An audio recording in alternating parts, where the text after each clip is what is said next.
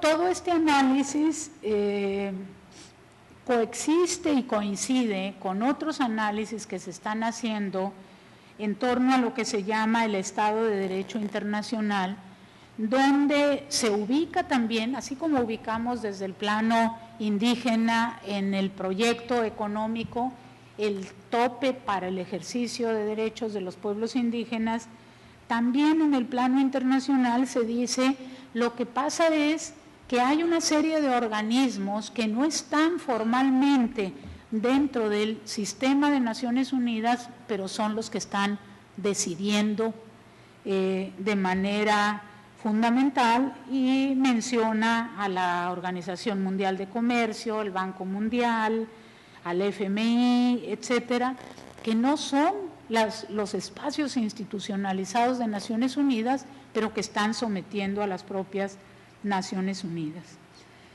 En síntesis, existe el gran desafío de promover la apropiación de los derechos logrados frente a unos estados que caminan a contravía en sus políticas hegemónicas y en el sentido de sus normativas internacionales. Por último, bien vale la pena cerrar con la reflexión de Boaventura de Sousa Santos, que señaló recientemente: los conceptos jurídicos y sociológicos tradicionales son ahora muy débiles para enfrentar la realidad social actual. Caso patético, dice, es la consecuencia funesta generada por el neoliberalismo y su afán de ganancia desaforada, al haber superado el ámbito jurídico hasta el punto de que hoy no es claro definir lo legal de lo ilegal. ¿Qué veíamos en la reunión de hace rato con los cucapás? Los pueblos dicen: este es mi derecho internacional, este es mi derecho constitucional, y las autoridades responden: esta es mi norma número 40 y tantos, ¿no? Mi norma operativa. Y los pueblos dicen: este es mi derecho social a la alimentación, y el Estado responde: estas son mis normas de operación del programa Oportunidades y no las puedo mover. Es decir, hay distintos niveles de legalidad donde hoy no es claro, insisto, definir lo legal de lo ilegal según los criterios de poder, no los criterios de jerarquía, como le recordaba la colega hoy a las autoridades. No es lo mismo una norma constitucional que tu norma operativa número 50 y quién sabe qué, ¿no? No es lo mismo. Sí, pero no es esa la lógica que está operando. Lamentablemente, la jerarquía está invertida. Según los criterios de poder se determina la ilegalidad o la legalidad. Existe una legalidad que les permite a las transnacionales intervenir donde antes no podían. O sea, las concesiones mineras se están haciendo con base en la ley, porque para eso se cambió la ley. Y por eso se puede decir que lo hacen legalmente. Si se observa, todo lo referente al extractivismo tiene una serie de condiciones que después se olvidan. En síntesis, como se ha dicho en el Tribunal Permanente de los Pueblos, capítulo México, que está en curso, en nuestro país, hoy por hoy, se utiliza la ley para cometer injusticias. Muchas gracias.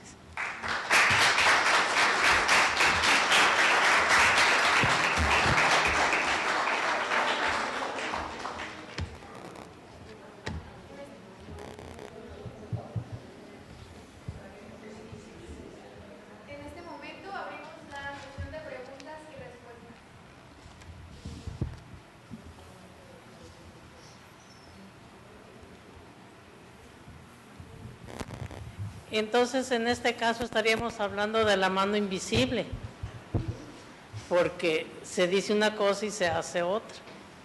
Ahora, aquí en Baja California hay casos en que se basan en leyes del DF. Yo les decía, bueno, que Baja California no es un estado libre y soberano, y no me supieron decir. No lo es. A ver, ¿quién nos quiere seguir aquí? O respóndanme eso de la mano invisible, ¿cómo está ahí? El poder invisible. Buenas noches. Yo quisiera, licenciada, que hablara también a lo que apelan los funcionarios sobre el decreto presidencial. O sea, desde hace más de una década, en la época de Salinas, se menciona que por decreto se establece, por ejemplo, la reserva ecológica de la biosfera. ¿Por qué no damos unas 3 o 4 y luego las... ¿sí?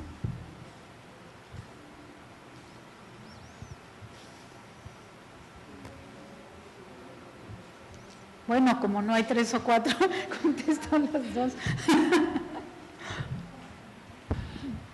Gracias, Magda. Es que yo estaba buscando el micrófono.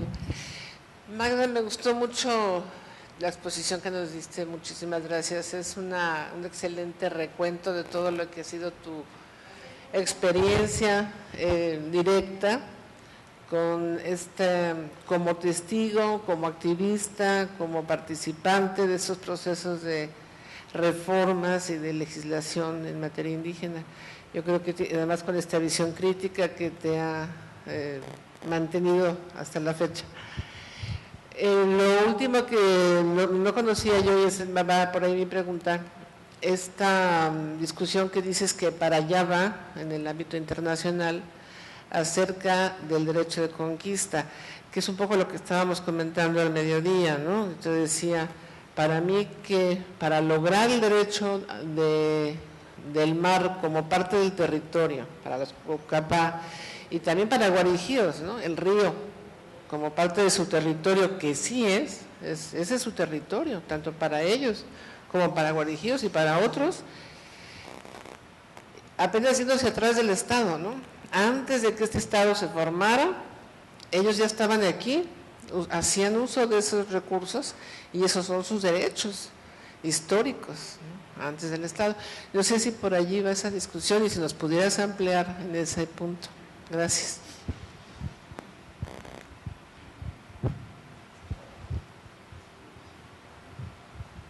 Magda, pues antes que nada me pareció muy importante la serie de reflexiones que hiciste, pero me quedé con lo último, con la parte del aliento.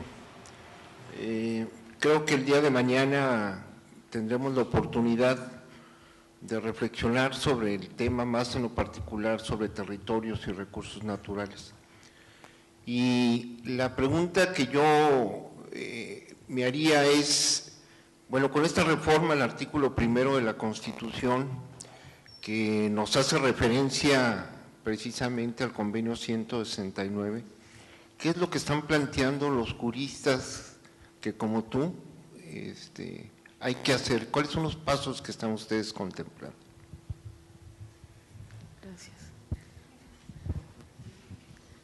Si se me olvida alguna, es que no tengo hoja acá.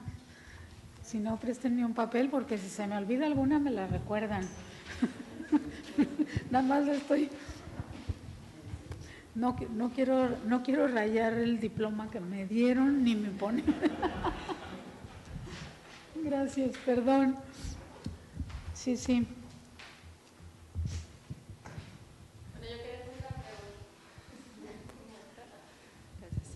En este tema de cómo, por una parte, los procesos de conflicto, ¿no? En esta tensión que tú llamabas perversa entre el discurso de las autoridades de medio ambiente y las demandas de los pueblos indígenas por el territorio y el uso de los recursos, que es, en definición de territorio incluye a los recursos, y en la definición de territorio se incluye la noción de agua también.